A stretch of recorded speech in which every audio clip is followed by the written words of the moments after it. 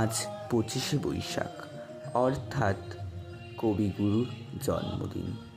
তাই সকাল সকাল তৈরি হয়ে চলে গেছিলাম মন্দিরে উপাসনার জন্য।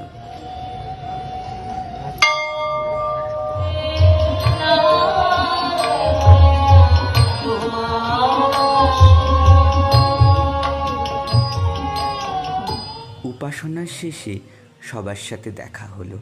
তারপর আমরা বেশ কয়েকটি ছবি তুলে নিলাম।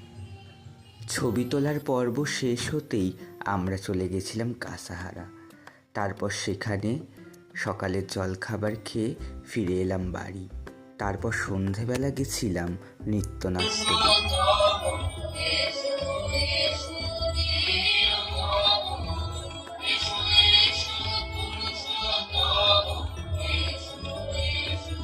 এমনভাবেই কেটে গেল আজ।